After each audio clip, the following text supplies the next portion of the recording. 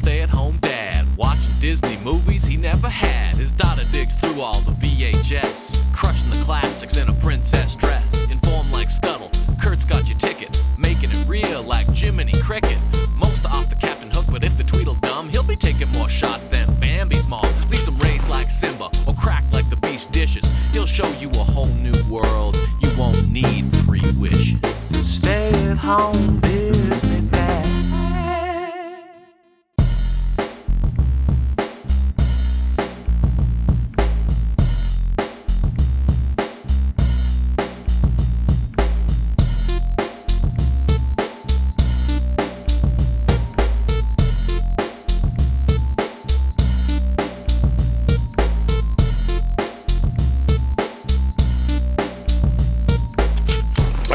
Pollyanna, 1960, we press play. The movie starts with the trippiest Disney intro ever. We go to kids swimming and frolicking under a train bridge. Some girls push their dolls and strollers. A boy rolls a giant hoop with a stick. That was something that actually happened, something kids did. That's not something like The Simpsons made up.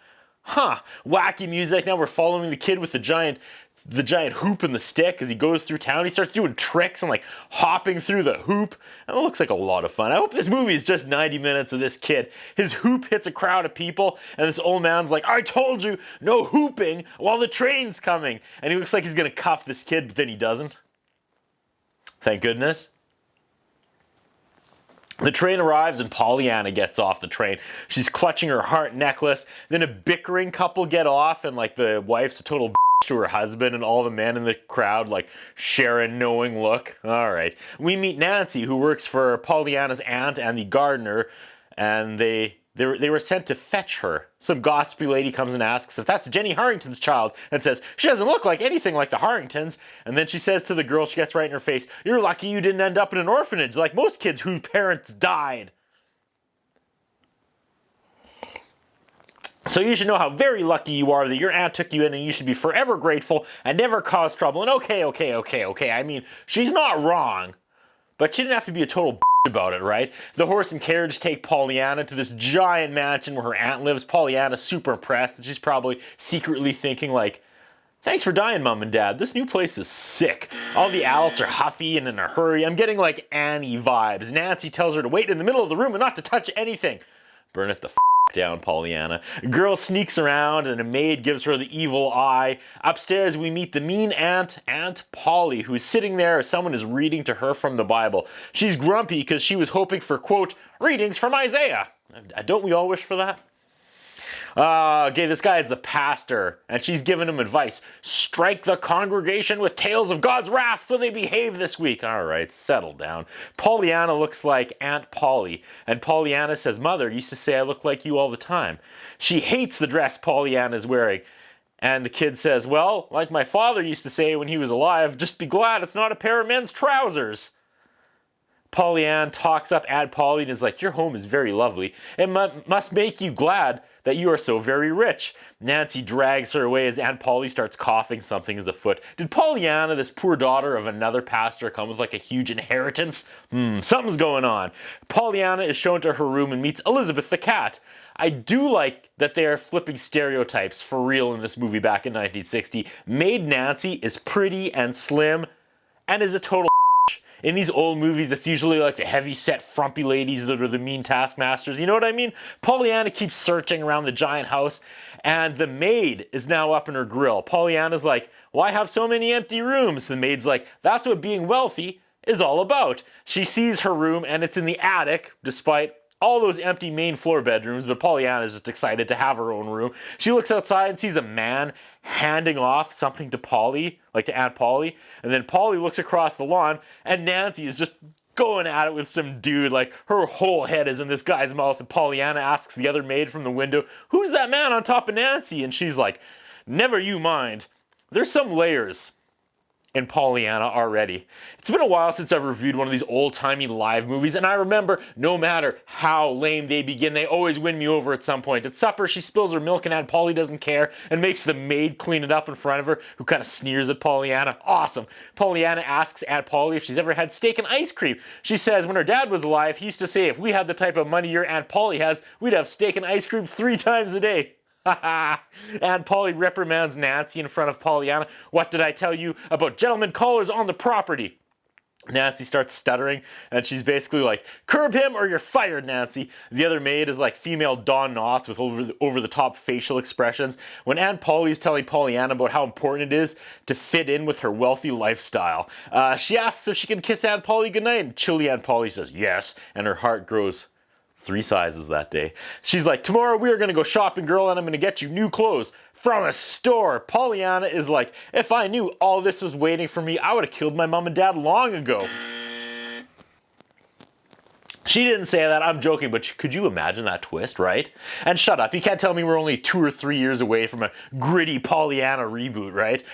Next day montage of a team of salespeople helping Pollyanna try on fancy dresses, and I think she's gonna like it here. That was supposed to be Annie, but I completely blanked out on the tune of that song. Comical moment where they walk out and then 10 salespeople walk out with stacks of boxes behind them. Aunt Polly suddenly says, oh, something came up and I gotta leave right now. And Nancy can take you home. And Aunt Polly's like just out of sight when Nancy's gentleman caller George suddenly pops out of nowhere and puts his tongue down Nancy's throat again. George needs a serious old-timey cold shower. Busted, Nancy tells Pollyanna, this is my cousin Fred. And he's like, yeah, she's my cousin. I love my cousin. And he keeps putting his tongue down Nancy's throat. And he's like, why don't I take you girls out for an ice cream? Oh, Nancy, you're gonna get so busted. The emergency was at the orphanage. Aunt Polly arrives and it's chaos, a water pipe busted, and it's all bad news. Polly sees some dashing doctor in the crowd and wants to go Nancy and her cousin on this guy. Nancy and Pollyanna get home and Nancy's like, maybe don't mention cousin Fred in the ice cream. Pollyanna starts screwing with Nancy and is like, there's something odd about him. I know what it is. He doesn't look like a Fred. He looks like a George. They get inside and Aunt Polly's like, where have you been? Have you been with George again, Nancy? And Pollyanna takes the bullet and is like, no, Aunt Polly. I was dawdling. It's my fault we're late. Saving Nancy's butt and the job. Everyone is there for the meeting about the busted orphanage. The dashing doctor is here, but he's only back in town on vacation, I think he says. He's like, seems strange being back here like this. They are there because of an emergency. Pollyanna sneaks through a plant and is whispering to the doctor. That was a fun exchange. He was really good with her. Like, good job, actors. That secret conversation between like an adult male and a little girl could have aged super creepily, but it was still warm. I like this doctor guy.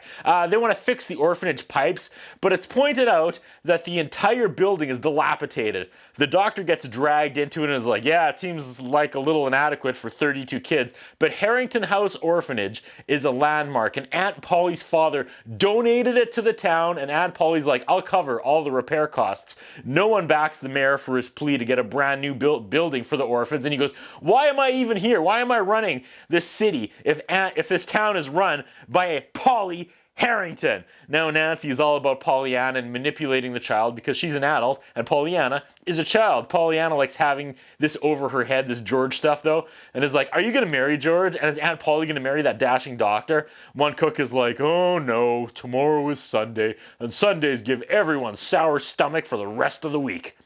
Weird.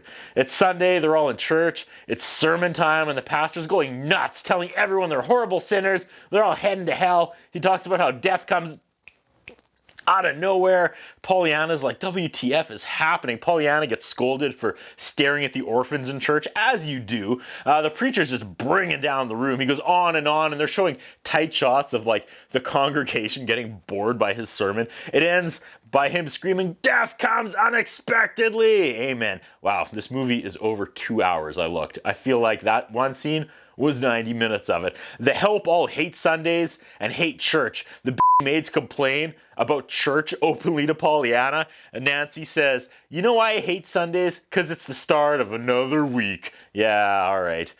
Pollyanna says she likes Sundays, and they don't like Sundays because they have nothing to look forward to in their lives. Oh, the truth. They all look like they're about to kill her, and then she diffuses the situation with her little girl charms.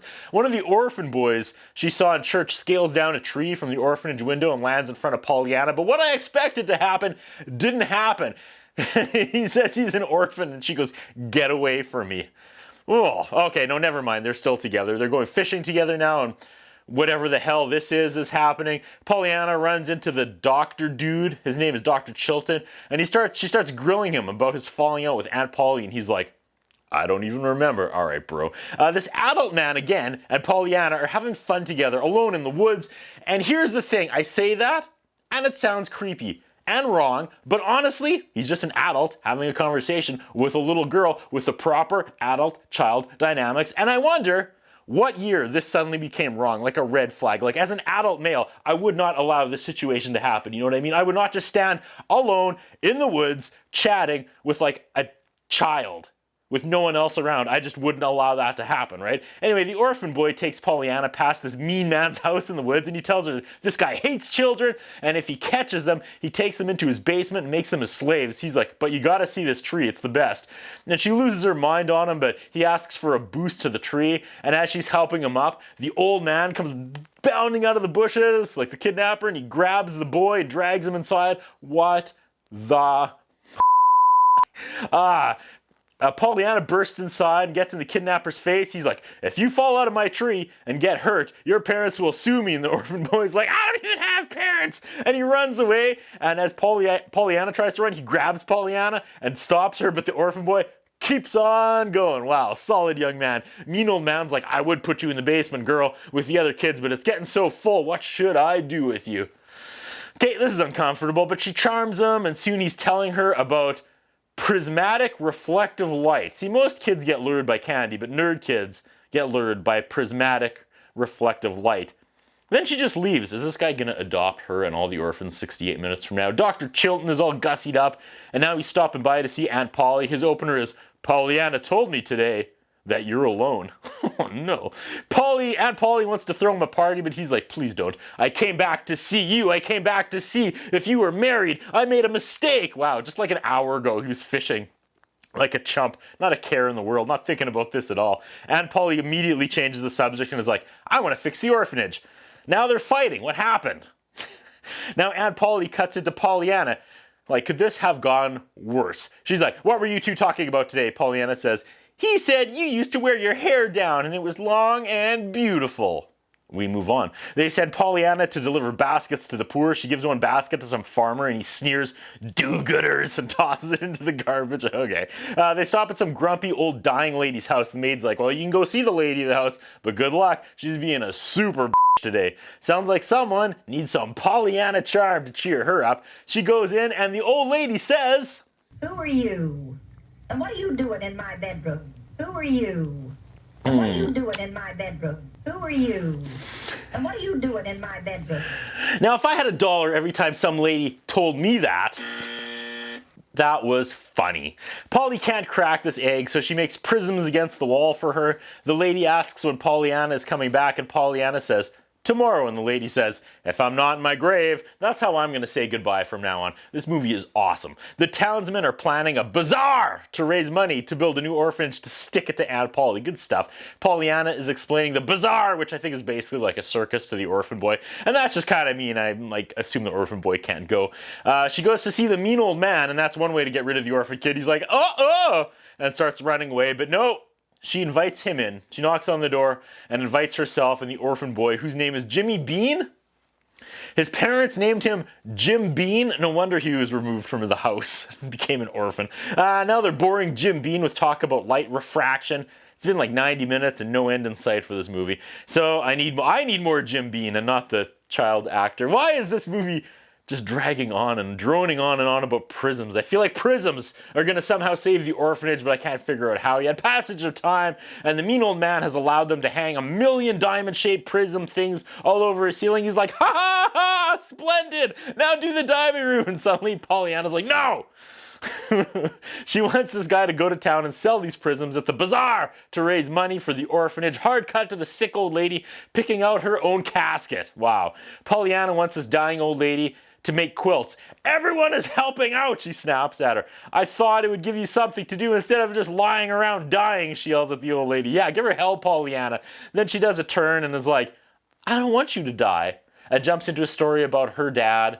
Like, she never had a doll because they were poor. And the casket salesman goes, oh my, and rolls his eyes. What a She tries cheering her up, and the casket salesman continues to be a jerk to her, and she loses it and then says to the snippy old lady, "You could be happy you're not dead, and sell some quilts, okay?" And storms out. And that is how you motivate a dying woman into working in a sweatshop. And it works! Uh-oh, someone narked that Pollyanna is helping out with the bazaar, and her Aunt Polly's like, "Nuh-uh.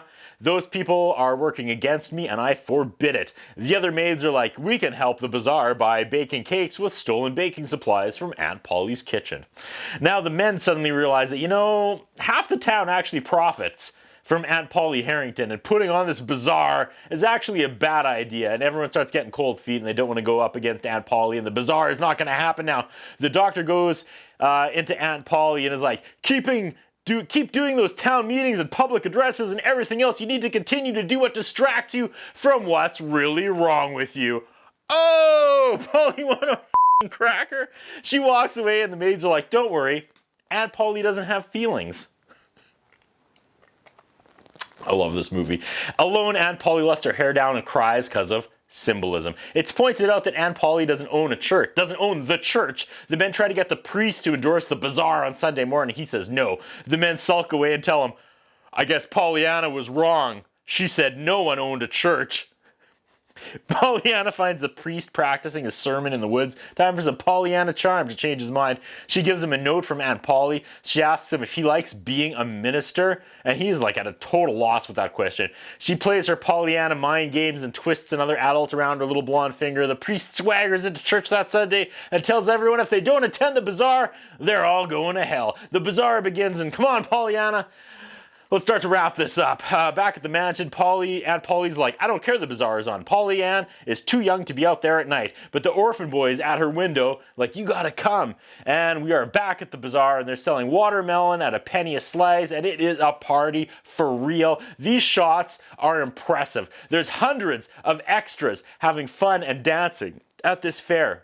There's so many people doing so many things. I'm always appreciative when these old movies make this much of an effort for elaborate crowd shots. It's noticed. It's awesome. The crazy old prism guy sees Polly and he's like, "There you are, get in your costume." Mrs. Snow, the old dying lady, shows up and she's like, "Pollyanna, here's a quilt you can raffle off." Everyone is just at her. "Pollyanna, everyone's waiting, get your costumes on." But she wants to have fun. She kind of dodges everyone and eats corn on the cob and plays a fishing game and wins a doll. She got her doll. This happens, which is amazing. Hey, River, bet you could hit the broadside of a barn. The pastor dunks Pennywise and goes nuts. Look at this guy. Once again, I'm into this way more than I should be. Some old lady is killing it on the drum set.